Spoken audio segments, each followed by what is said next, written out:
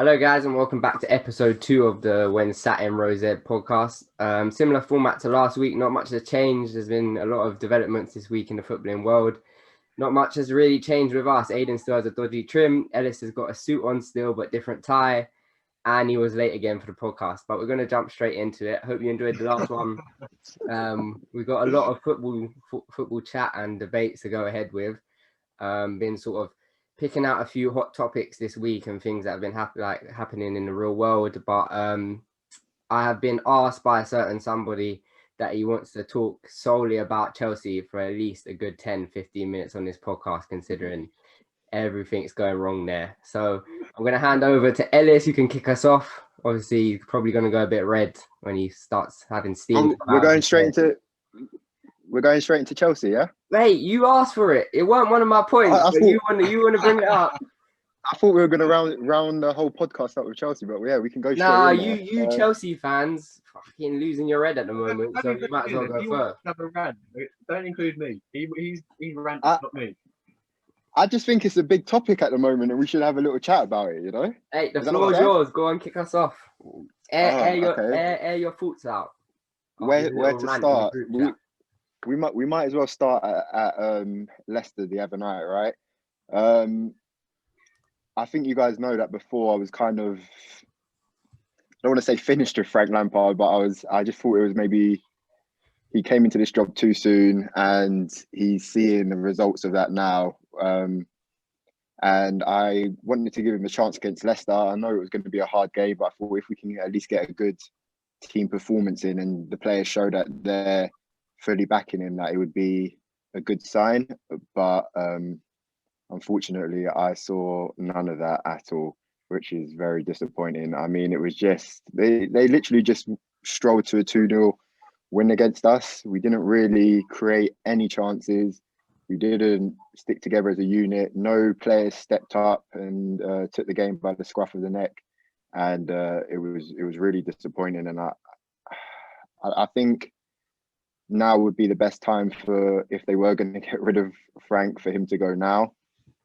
I think with the fixtures coming up, I think it's a good time to get a new coach in and kind of settle in, rather than in a month or 2 months' time where there's some big games on Chelsea's fixture list. What manager do you want in? Okay, ideal situation, I would want Nagelsmann in from Leipzig. They said that he's not leaving, isn't it? Earliest he yeah, it's in the summer. He's not going to leave halfway through a season with Leipzig. And listen, how many times have we had interim managers coming before? I think Abramovich would do that no problem. Like, he would get someone. Yeah. Exactly. Avram Grant. Well, I mean, there's been talk of Avram Grant, but apparently that's not happening now. But I would say personally, I would like to get interim in, and then in the summer we'll take Julian Nagelsmann.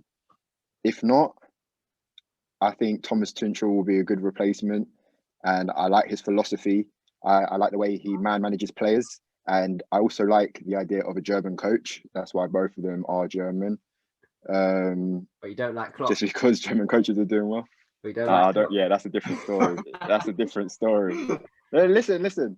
Just to make it clear, Klopp is a great coach. Yeah, he's a great coach. He's done amazing in his career as a manager. But I just don't like the way he conducts himself. But yeah, it would be Julian Nagelsmann in the summer. If not, I would want Thomas Tuchel to come in to replace Frank Lampard. Yeah, and that does break my heart to say that, but just for the football club, I have to separate legend as a player with Chelsea manager. I have to separate that emotional connection, and for Chelsea Football Club going forward, I think I would want that to happen. Yes. Okay. But Aiden, go on. Wait, before you go, I will admit, Ellis, I thought you were going to be a little bit more emotional than that. After your reaction after the Leicester game. I've had some time. I've had some time since the Leicester game to calm down. Over it. Calm down a bit. Yeah. A couple of days after, you were just like, get him out. Get him out. Oh, yeah.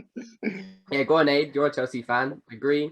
You think it's time? You think? I'm still franking. You need to give him time. When he's bought that amount of players, trying to do a new philosophy, I think you need to give him time. in this situation. A new manager. What's the philosophy? I can't see anything. So Aidan. what? I So what? can't see anything coming. Last season, the beginning of this season, we weren't playing well. Is that what you're saying? No, you got a point. While We you're were not having doing debate, well. let me just eat my Haribos. But the thing is, for me, is that lack of experience in tough times is showing now that with the money that we've spent and stuff, we haven't performed well at all. And it looks like I can't see recently any philosophy, any style of football, any quality from players coming through. And I have to put that on Frank Lampard at the end of the day. And Do you have to put the quality down to Frank of the players? I mean, they spent 250 million on players. That you expect him to get the quality out of them. Timo Werner was scoring goals for fun last season, and all of a sudden he's not scoring. Kai Havertz was like this big young prospect in Europe last season, scoring goals, taking Leverkusen to the next level, and he looks so soft. He looks so lost in the team, and I've got to put that down to him because we can see what these players have done at previous clubs. No, if you not say it's a different league, different language, different. Listen, Aidan, I get that. I fully understand that. For my expectations at Chelsea, though, I think if you're getting paid a certain amount of money and you've been bought in on a certain amount of money, you have to go out there and perform.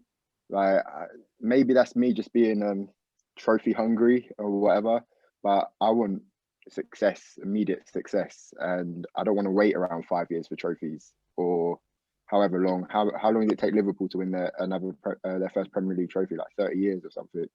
So Okay, yeah, I don't want to wait 30 years. I can never see. Yeah, but then they stuck with Klopp. They stuck with Klopp to win the trophy. And look at them now. The Klopp came in what 2015, 16? Yeah, but I don't think Klopp's a valid person to use aid because each year they got a little bit better. They got a little bit closer each year, and obviously season before they won it, they came second. You lot don't seem to be getting closer. I agree. Go on. It's only his second year in charge of Chelsea. Yeah, but Derby, yeah, but Championship. I agree with Ellis. Aidan, if we finish like 7th to 10th this season, say, yeah, which is looking like that at the moment, what happens after the season? You just say, oh, it's only a second season, give him another go.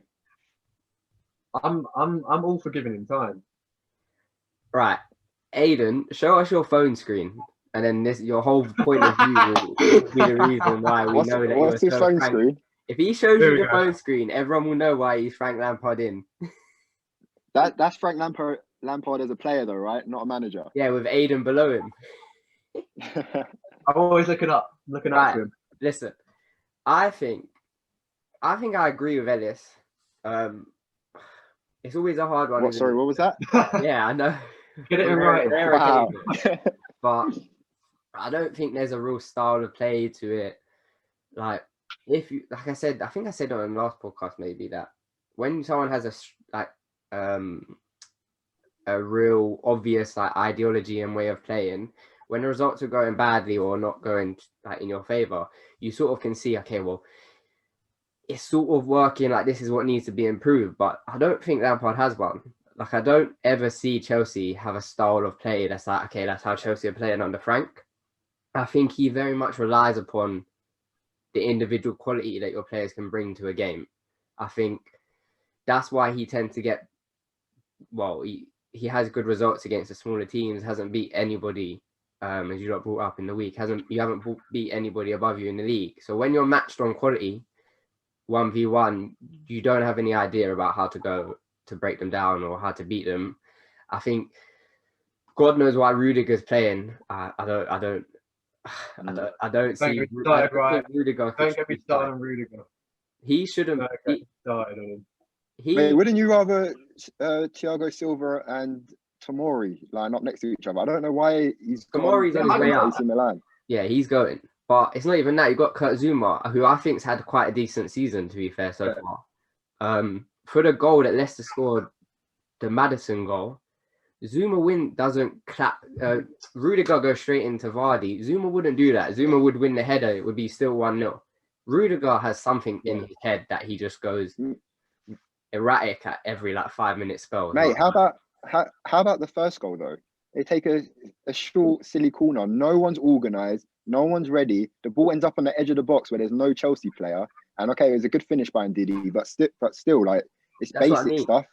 Organisation from the team in terms of ideology, organisation isn't there. It's sort of, I feel like they're just left to their own devices to do what they think, like, on individual quality, and it just doesn't work. Like you said, I think you said, Ellis, in the group chat, Chilwell and Pulisic look way out of sorts on that left side, or someone. Yeah, they look so out of sync, especially in the first half, man. Like, in one of my other giving group chats, one of my mates said that Ben Chilwell played like a donut with no jam in the middle. Don't know what that means, but it makes sense. I don't know what that means, but it made sense. How many group chats you got, mate? Okay. I thought we were the only ones. Are we not part of them, right? But no, I agree. Right, I think Chelsea are lacking a little bit of idea. Obviously, confidence is a big part. Like, I think everyone's on a downward spiral. I think Frank, you can see the pressure's getting to him. Like I spoke to you a lot today about him calling out a journalist, and that is never a good sign when he just goes for a journalist just straight out of the blue after some like a completely irrelevant point to bring up. He just went at a journalist, and I think Chelsea are the probably least forgiving club for a manager. So if he doesn't sort it out quick, I think he is in big trouble. I think big. Yeah, I think saying that, I think it's not like it's done for him. I think if it was, they would have got rid of him by now.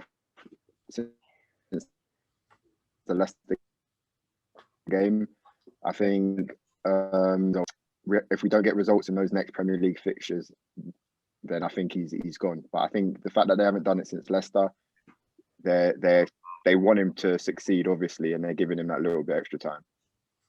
Fair enough. Anything else you want to talk about, boys? Chelsea related? Mate, we could talk all day about this, but let's move on. All right, good. So we'll move on then to sort of the first topic we wanted to touch upon today, and this is one that I asked to talk about because it is quite prevalent at the moment. Is sort of, again, it quite links with Chelsea because obviously they have quite a famous academy system for bringing boys through. So I just want to touch upon just generally the academy system. Sort of, do you think it works? Do you think it's a success? And obviously, more recently, a few teams have opted to move away from the stereotypical academy system we're used to in England and sort of set up a B team, just to make their 23s football a little bit more relatable to first team football. So you can touch sort of within this, they touch upon all the sort of academy level up from like youngsters all the way through, but generally, like more specifically, under 23s football and sort of Premier League 2 and the talk of sort of bedding 23s football into first team football at lower levels. Do you think that's a good idea? Do you think 23 football is successful at getting players ready for first team football? Obviously, Aidan, you're currently still playing, obviously being a young one in the group. You're at Sutton United playing in their youth team. Do you feel that, like, obviously you could touch upon sort of Sutton set up? Do they have a 23s? Do you think it sort of works? But generally, like, what's your opinion? 23s football, does it sort of set you up right, or do you think there's no sort of experience like playing first team football? Well, at Sutton last year we had the 23s team, but this year we just got rid of it because the coaches wanted to focus more on our team, the under 18s. But no, I think it does set you up for first team football, because obviously the big jump from youth to first team is the physicality, and playing under 23s with some like half team being men, it does set them up for playing first team football. And because I think a few teams, I feel like Chelsea's and a few other Prem academies, their under 23s play like against like League 2 first teams, don't they? Something like that. Yeah, in the Checker Trade Trophy. Yeah. So like that prepares them for the physicality side of the game. Yeah, with Sutton, how the how it like runs with first team and academy. My team is more, we sort of base our training, matches, everything like our schedule around how the first team do it. Like same sort of training times, how many times a week, match day prep, all that. So in that sort of sense, it sort of does build you up for first team, like the preparation for a game, the training, all that.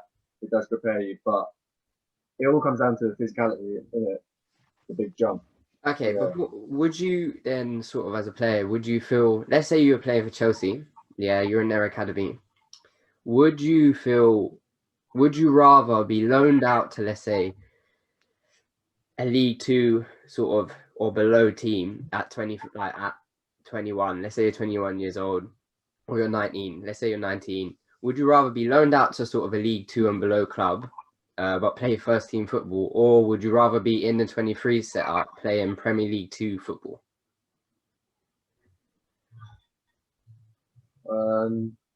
Me personally, I'd rather go out on loan and play first team football there because you gain more experience, you get stronger. But the only thing with that is you often see some players when they get sent out on loan, the club sort of like not forget, like they sort of forget about them. They don't keep tabs on them. Whereas if you stay and play Premier League 2 and if you perform week in week out, they could bump you up to the first team. Yeah, it's a So good that'd be the point. only thing with that. There's a point to be made as well about whether the loan system sort of works. Obviously, there's a lot to take into consideration when you're going to loan a boy out, like what team, what level, minutes they get, style of play the team plays, who's the manager, is he likely, like if it's going right or wrong to play youngsters and so forth. But Elias, what do you think? What's your sort of opinions on 23s football? I think that under 23 football is a bit of a weird one because I haven't like had much experience in there myself. You get that far. You could probably tell because you played football with me, but but from what I take on it, it seems like maybe a bit of like a no man's land, where it's like you're not ready to go in the first team yet, but you're too old to still have that development. And I think I'm not saying in terms of like not ready. When you're at a Premier League club and you're playing under 23s football, you've obviously got quality. It's just when these top clubs are fighting for trophies and buying players from abroad for 100 million now, these big clubs don't want to risk giving younger players a chance. And I know we've seen that in Chelsea because they had the transfer ban, and a lot more clubs are starting to do it. You look at Mason Greenwood, Phil Foden.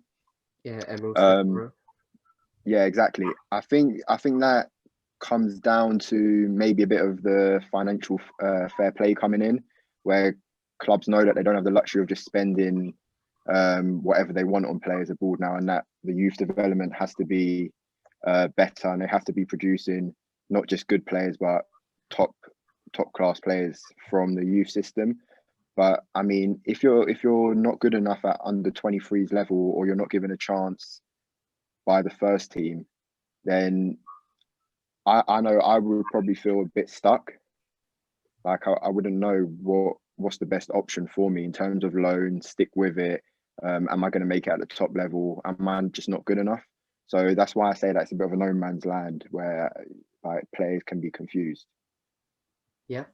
Does that make sense? Yeah, no, yeah, it does make sense, but it is like a hot topic because I know so like sort of City, I think it was, were quite vocal in trying to get sort of a B team into the league system, like lower down, sort of like what happens in Spain.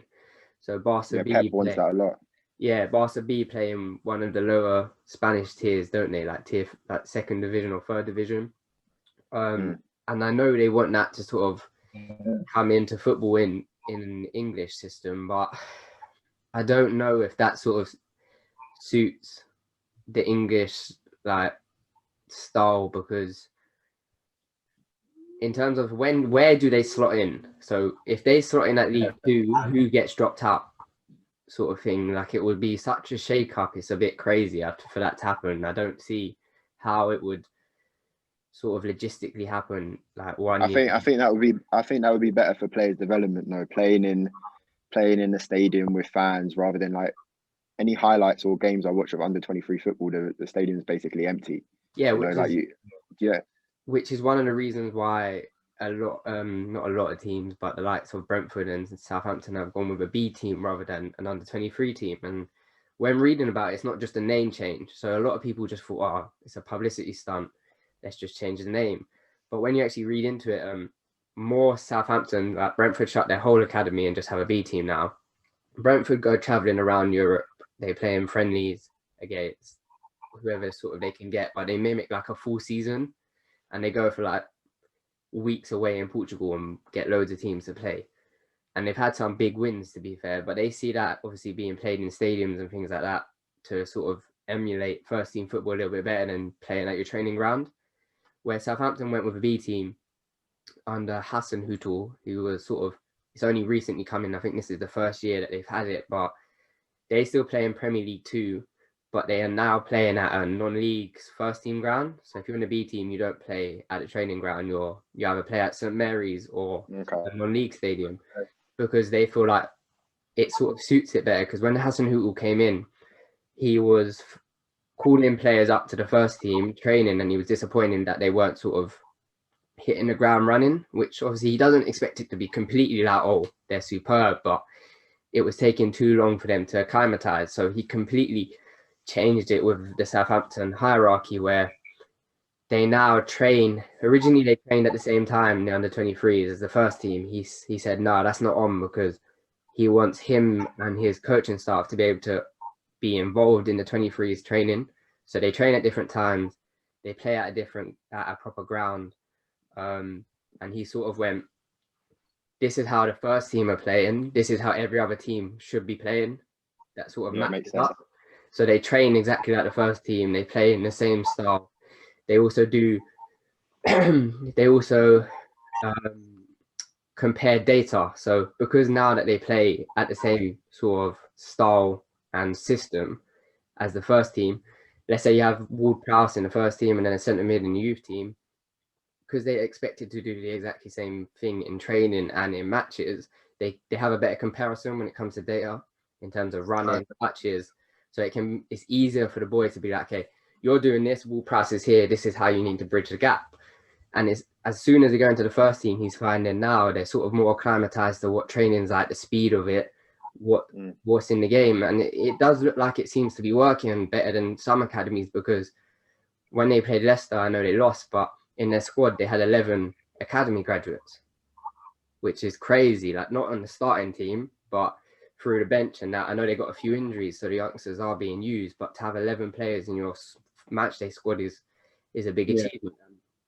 How many other clubs in England sort of have recently shown that number? Like, obviously Chelsea have a lot of boys out at different clubs and have moved on to different clubs and had really good careers, but to get them all funneled into one team, it's an interesting one about whether the B team works slightly better than the academy system.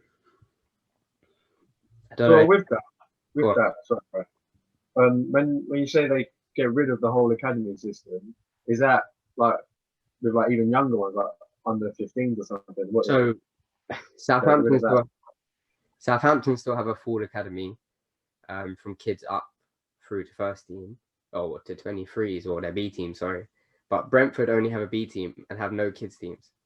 They took the decision that they don't have academies for their boys. They shut it. Same with Birmingham recently, because it's not financially feasible. They don't think it's making them enough money, and it's sort of they're putting money into it, obviously staff and things like that, but they're not getting much money back. They might get, like, obviously Birmingham had Jude Bellingham come through, but before that didn't have much. Brentford tend to buy players for cheap and then first team players and then resell them rather than getting academy graduates again. So they're seeing it as a sort of pit hole of money that's just going into club and going, like, they're just losing it. It's just getting lost, so it's not worth the money. Which, do you agree with that? Do you not? I think it was a tough call to shut shut their academies because so many people lost jobs, so many boys dropped out of football, like the pro game or professional environment when they were young, and it sort of, depending on what age you're at, could be a killer. So it was a tough call, but whether they're right or wrong, obviously in their opinion they're right from a financial standpoint, but it's too early to be seen to see whether that model is successful or not, if you get what I mean. But I don't know if you lot think, do you think B teams are better than that sort of B, what I said about Southampton? Do you think that would be better, more sort of suited than a sort of under 23s football? Oh, but Southampton's B team still does play in the Premier League too. Yeah, so I think that's the best way to go about it. Then they've I got both, don't they? I agree. I think your play style has to suit the first team, because that's the end goal, isn't it? Some academies you watch each team and every team plays slightly different. You need that sort of I don't know what the word is, sort of flow through the club where everyone's on the same page. So when you're at 18, you can push on to 23s. 23s can push on to first team and so forth, and it just makes it seamless. Yeah. Ellis, anything? How about though if the club's aim isn't for those players to eventually play, like not all these players are going to play in the first team for every club. So a lot of these players are like seen as like products, really. Like eventually they're going to sell them on and make money from them. So I think some clubs will probably, I think clubs more look at the growth of the individual, like all round skills and technique and stuff, rather than concentrate on the philosophy that club want. Because eventually these players that you've seen with Chelsea a lot, they're going to be loaned out, they're going to be sold, and at the end of the day, that's what the clubs want to make money, and players is a way of doing that. It's a very. But I do agree with you though. That seems like a good way of I think pushing the youth through. I think what you're saying is right though, that obviously academies aren't sort of deluded in the fact that it's probably going to be one or two boys that play, like at the best case scenario from that one boy from I think it's less than like 1%. Yeah, so they're not deluded in the sense that you're going to get all your 23s playing for your first team. So you're right in that sense, but I think Chelsea have the luxury of being able to take loads of boys, train them up, sell them on, loan them out, keep them. If they develop, they develop. They've got the money to do that, but Southampton don't have that sort of disposable. Yeah, of course. So they have to, if they're gonna survive as a club, and money in football is getting so silly that it's so hard to compete with them top 6 teams, that you have to find a way, that marginal gain. So if they are looking at can we sort of get our boys up to scratch, or our squad has the depth that it might not have used to have because we didn't have the money, but then we didn't also have the academy sort of set up for us. So I think depending on the size of the club, like each format obviously has success stories. I think the size of the club influences which route you go down. But any other points you want to talk on that, or are you happy to move on? We can move on. Yeah, good. Okay, moving on to the sort of second point today is sort of again along the lines of them academy boys, sort of progression through. But I want to touch upon sort of when a player comes into the league, let's say just for example the Prem, sort of how they acclimatise to the league. Sort of, do you think it's harder than or easier? Do you think it depends on management? How do you think players should be used and so forth? Obviously, you guys already spoke about Kai Havertz. Do you think players obviously should be given a considerable amount of time? What do you think sort of clubs can do to aid acclimatization to the league? And more specifically, do you think there's any sort of role, position, or country where players come from or positions they play that makes it easier for them to sort of hit the ground running in the Premier League? Ellis, you have any sort of thoughts on the matter, sort of how players may acclimatise, anyone do better than others, sort of thing? Yeah, I do actually, Ryan. He had a 5-minute prep, guys. He literally read this question wrong. Why is he laughing? He's yeah. He got a suit, but he's nervous and I didn't know this question was gonna get thrown at me. Think on I your was feet. Got to think on your feet. badly prepared. No, but what I would say, what I'm gonna say on the matter is, I think players coming from different countries, different leagues. I can't look at this guy. Aiden. different, yeah, he's putting me well. I think honestly, I think it comes more down to the player's character and personality. I think some leagues do suit it. I think recently we've seen a lot of Portuguese players and players from the Portuguese league come to the Premier League and settle in quite well, quite quickly. Is it? Nah. Who else? Nah, Ruben Diaz at City. Yeah, good shout. Didn't think of him. You got quite like the whole Wolves squad, no? I mean, yeah, but they basically picked up Portugal and brought it to Wolverhampton. Exactly. How about Cristiano Ronaldo? Does that count? I think that counts. I don't think that counts. Are we talking now? Right. We're talking throughout We're talking time. just generally. Has it sort of got easier? Has it got harder? You can touch upon anything, sort of.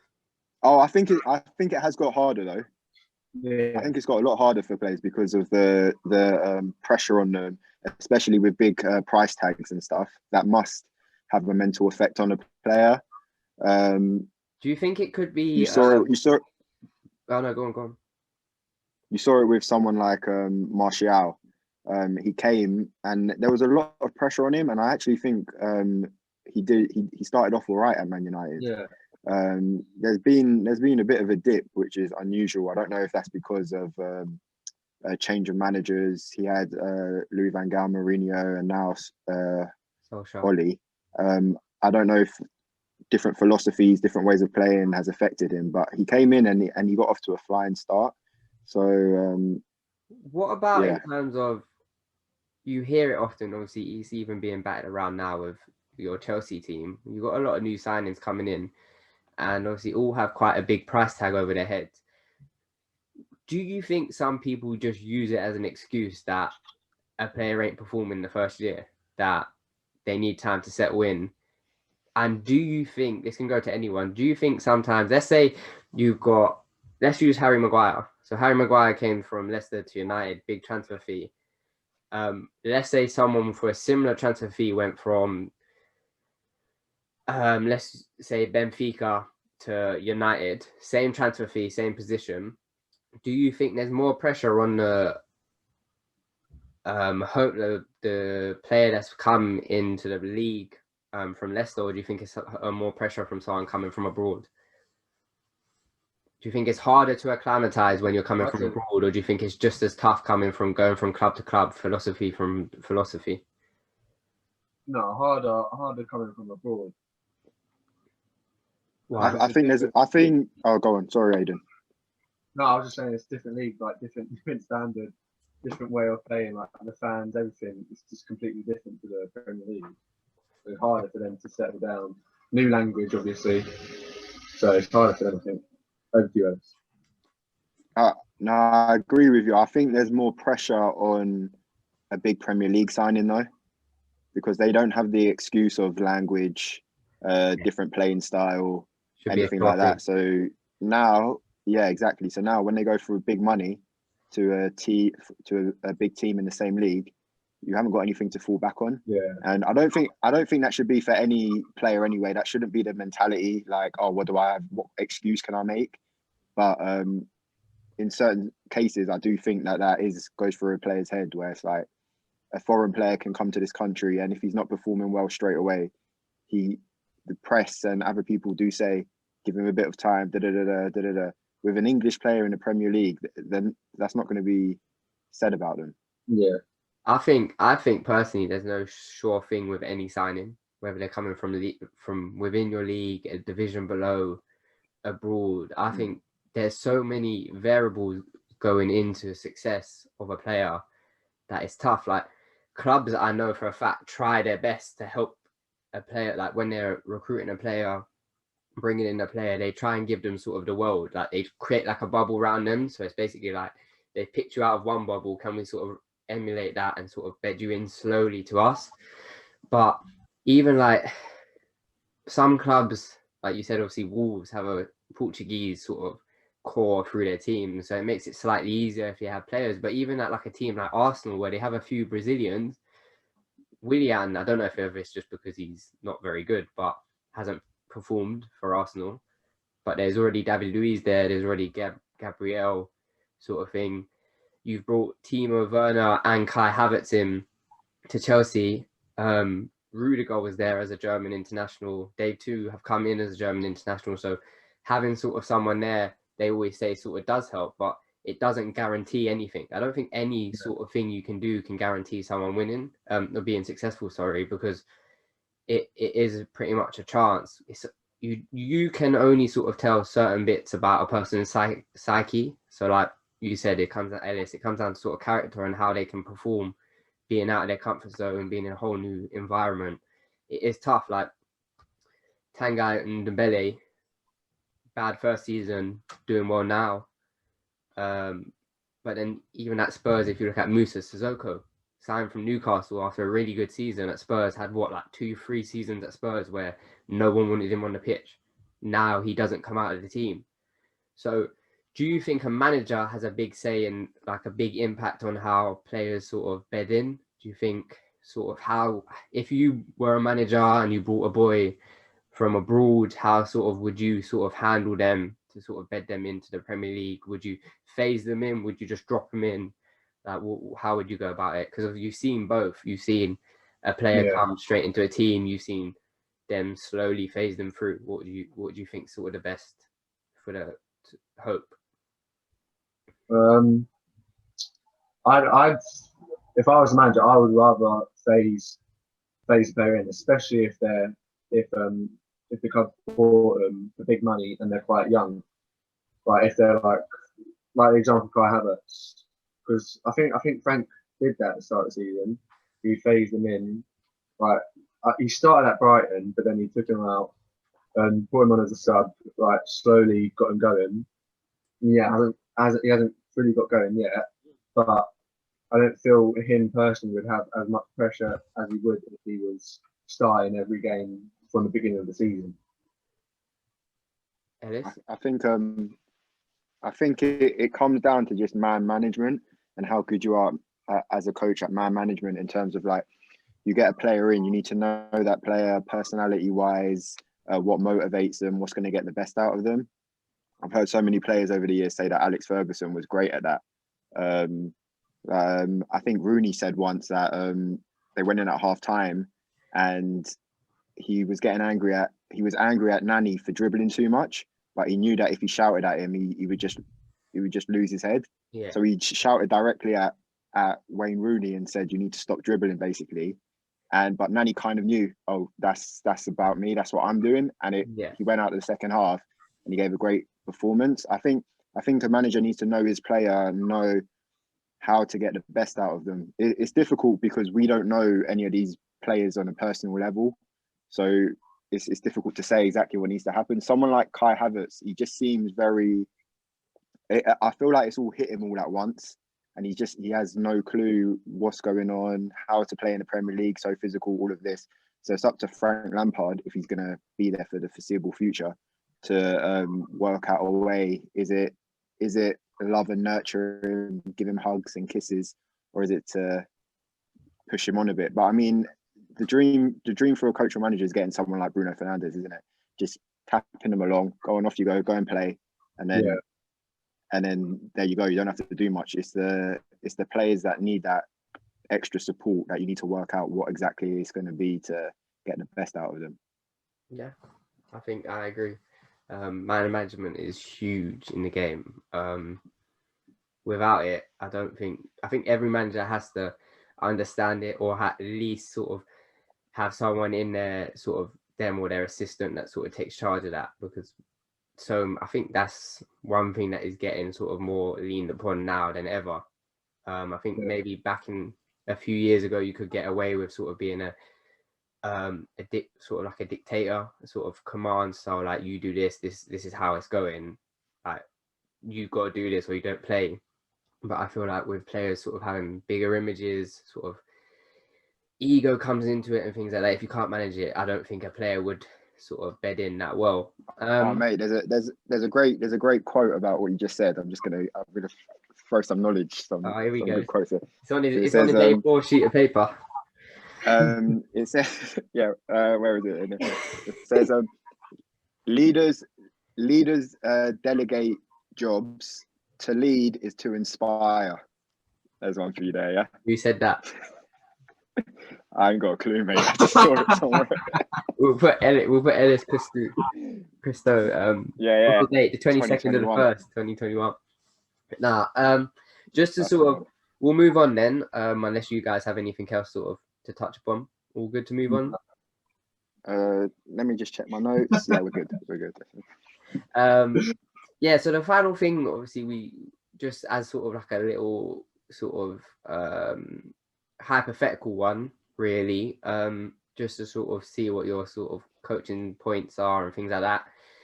If you got a team promoted from the championship, you lot are managers, how would you go about sort of, what would you do? What do you need? Where would you spend your money to keep your team in the Premier League? We'll pass over to Aiden first on this one, because Ellis, I know I threw you under the bus on the last one. How's Aiden Lopeman keeping? I'd use my money and buy a banging assistant manager. That's what I'd do. No. I'd focus more on my defence. I'd make sure we've got a solid defence. Like, you have to proper break us down if you want to score a goal. And then I'd just let. Wait, you'd spend your money on your defence, or you'd like focus on your defence? Sorry, I didn't hear that bit. Focus on my defence. I probably would spend not all the money on the defence, but majority of it, because then I would probably want to spend a bit of the money on a player who can win a game by himself, so I can let him go win the game for us while we see the win out and win the Premier League. So you're going like conservative, like Burnley. Yeah, like a in the league. I'm a Sam Allardyce. Big Sam. What about Big play Sam. style? Would you sort of would you play out from the back? Would you try and sort of play free flowing football, or would you keep it sort of quite regimented? Like sort of, yeah, like how to put this? Obviously, I think at the start of the season, especially like from goal kicks, I would go long. I wouldn't take any risks. At the start of the season, and I'm getting as far away from my goal as possible. That I'm making sure we're not conceding any silly goals. But in the attacking football, first and foremost, don't concede a goal. That's what I do. Anyway, is there not a case to be made that if you go long, you get as far away from your goal, but the ball just eventually comes back at you because you've just given the ball away, most likely? Yeah, it's a great point, Ryan. You didn't think of that one, did you? Great point, Ryan. That's why most teams got Ashley Barnes up front. Yeah, right, just give him the ball. No, I'd play out when it's on to play out. I wouldn't force my team to play out. If it's on to play out and the defenders and the midfielders have got time to get on the ball from the goalkeeper, I'd let them do it. But if we're against a high pressing team, I'm saying no way. Okay, but what if, ideally, obviously knowing you, I'd say you probably try to get your team promoted from the champ playing football. Yeah, because obviously you're higher end championship. So now you're going to completely not scrap it, but sort of cut what got you out of the championship away and sort of change focus as soon as you go to the Prem. No, I wouldn't scrap it. Okay, now you've added something else. Now you're adding me coming from the championship. You got to think. You don't just randomly drop in the Prem. This is keeping us on our toes. No, I'd still keep the principle of playing out, but I do it against the right teams, if you know what I mean. I wouldn't do it against a high pressing team like a City or something like that. I Yeah. still try and do it if it's on to, but I'd be sensible about it and try and keep Pragmatic. You'd be pragmatic. All right, Ellis, without copying exactly what Aidan would do, how would you keep your team in the Prem? That's what Where would you spend your money, style of play, maybe your formation? How many points do you think you'd need? I'd spend my money on an assistant. Will you buy him a suit like your one? And first couple of games of the season, I'd go long. Where have I heard that before? Nah, Where have I heard that? Sorry, that put me off. Firstly, I think it depends a lot on personnel, what options you have to use in terms of like philosophy and ways of playing, like possession-based football, long ball football. I think it depends. I wouldn't necessarily work on one specific thing. I think that a lot of the teams that come up and go straight back down, they're usually either terrible in both, or they're terrible in one and decent at the other. So either they're not conceding many, but they're not scoring any goals, or they're scoring quite a few goals, but they're just conceding for fun. I think like Blackpool came up, and I think they scored about 60 odd goals in that season, which is good for a newly promoted team, but they conceded, ultimately took them down. So they were obviously lacking in defensively, which put them down. So I think like in life, balance is very key. And I'm just dropping all kinds of knowledge today about life. That's true. But yeah, for me, what I'll do, I would want balance throughout the team. I would want a good unit, and by good unit, I mean pretty much a consistent starting 11. I wouldn't want to swap it around much at all. I would want a consistent starting 11. 1 second, let me just check my notes.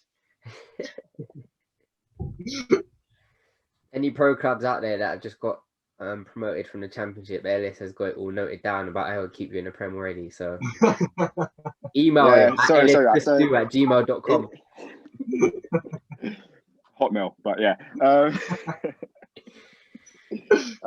In terms of like consistency and the starting 11, we've seen Wolves come up, for example, and I know they've had a bit of dip of form this season, but the last couple of seasons they're in the Premier League, they've done well. And what have they done? They've stuck with a consistent starting 11 and also a consistent formation. I don't think I think they only played 3 at the back until this season. They swapped to 4.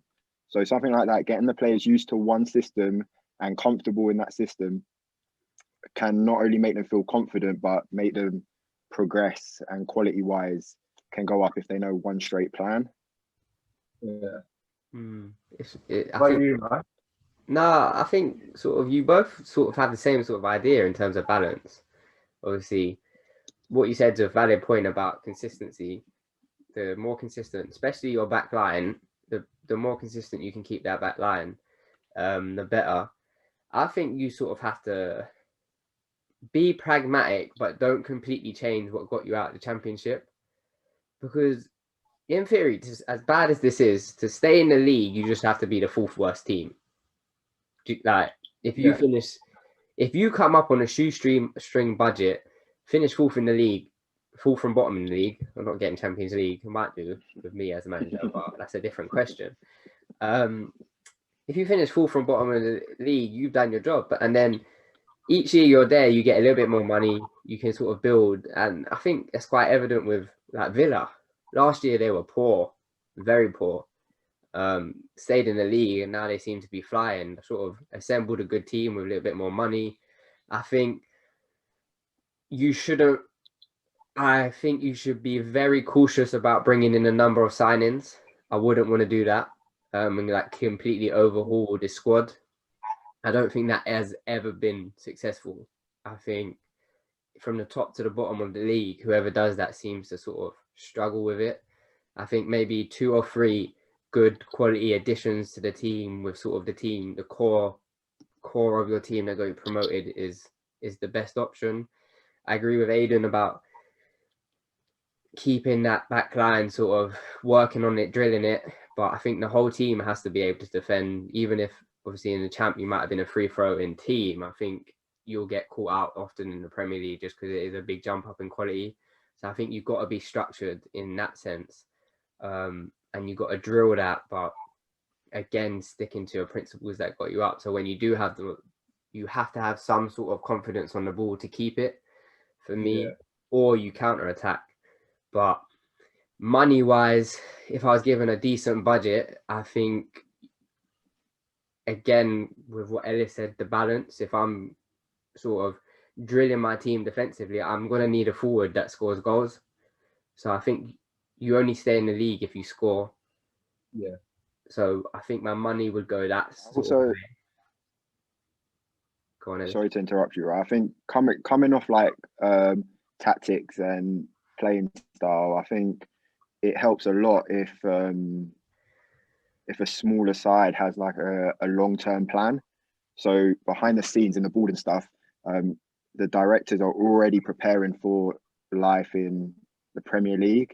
So and I don't think, I know that seems like maybe common sense for people to do, but I don't know if a lot of clubs actually put the effort in expecting it, especially in an unpredictable league like the Championship, where really, okay, there's a few standouts, but we've been shocked before where teams are being promoted. And I think if a club doesn't have that long-term plan, then it's going to be more of a winging it kind of situation in the Prem, rather than, okay, we got here now and we know what to do. I think that's always it. From the foundation, it helps. You know who had that? Norwich last year. No one thought Norwich going into their Championship season would be the team to get promoted. They had a new manager come in. Their squad was quite fresh, a lot of new faces, and they sort of shocked the league, found themselves in the Prem, put a few new signings to it, and sort of just went with what they'd done in the Championship, knowing full well they were going to go back down. Like by Christmas, I think the club was preparing for happened with Blackpool as well, isn't it? Yeah, teams like that. It's a shock if they stay up. So you're completely right with that. But is there a case to be made, just before we sort of wrap it up, is there a case to be made that although we're all kind of saying keep the balance and sort of drill the team defensively, is there a case to be made that like coming up with a unique style could potentially be sort of lead to success for your team? So you mentioned Wolves. At the time Wolves came into the league, not many teams, I don't think, were really playing free at the back all season long. Obviously, I think maybe they came in when was Conte at Chelsea playing free at the back when they came in? No, it was Surrey. I don't know. I can't so it's the season after. Okay, so free at the back was kind of newish. Not obviously it's been around, but like phasing back into the league, they done it.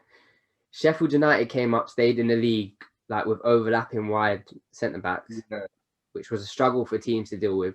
Leeds will most likely stay in the league this year, playing man v man and sort of just free flowing. They'll probably stay up.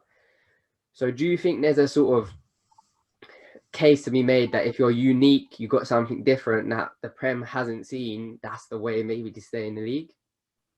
I think so, yeah. Because if, like the team you said, Sheffield United and Wolves, no team was expecting them to come up to the Prem and play that way, because no team figured out how to stop them really.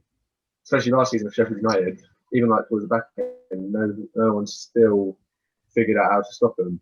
But now that it's a year later, and I don't know if they've changed now, but at the start they were still doing the same thing, but teams figured them out now.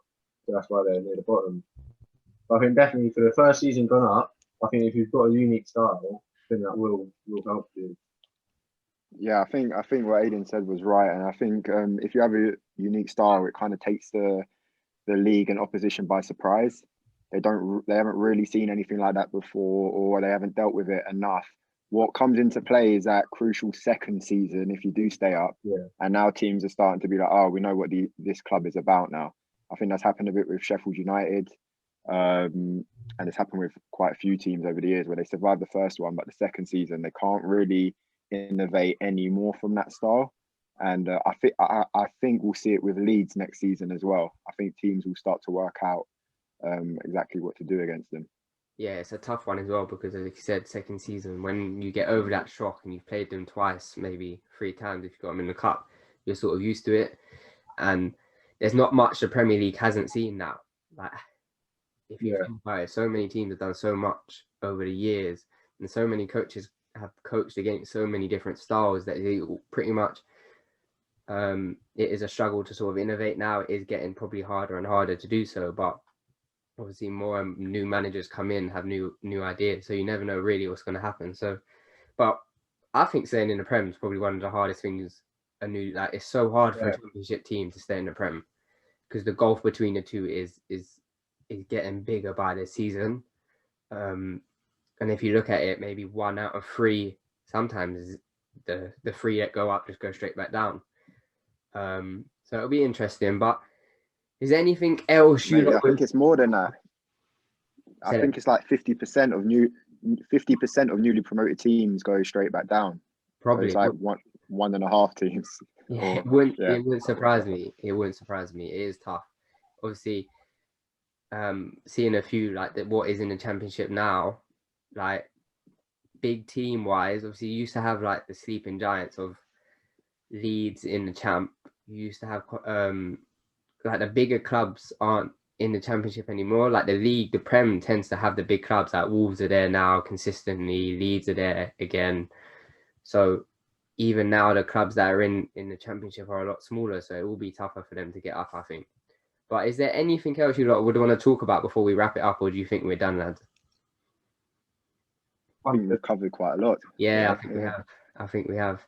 We've had your rant about Chelsea. We've had Aidan waffling about his time at Sutton United and whether he's going to make first team or not. But no, just so I'll wrap up then. So just as always, guys, thanks for listening. If you are listening, obviously we'll be doing these weekly now. We film and sort of discuss it on a Friday and then hopefully get them out by a Sunday. So look out for them on the channel and just thanks for having. Oh mate, I've got a point about the under 23s. Can we just go back? Oh, go on then, quickly. No, I'm joking. We know you got notes. We know you got notes. Just read it off. I just wanted to interrupt you and like see what happened. You got a quote for us? Any quotes for us to finish on this? That's going to be the ending of the episode. Each episode, I need a quote. You put me on the spot. You put me on the spot. A quote. I've already thrown one in mid. Do you want me to say that one you got again? any for us? I haven't got none. I haven't got none. Come on, Ryan, you've got experience. Right around to me. Ryan, you read those. Here we go then. Here we go. I've got one for you. No. Keep knocking on doors until one finally opens. Knock, knock. That is it. All right. Cheers for listening, guys. We will see you next week. Hope you enjoyed it. Bye.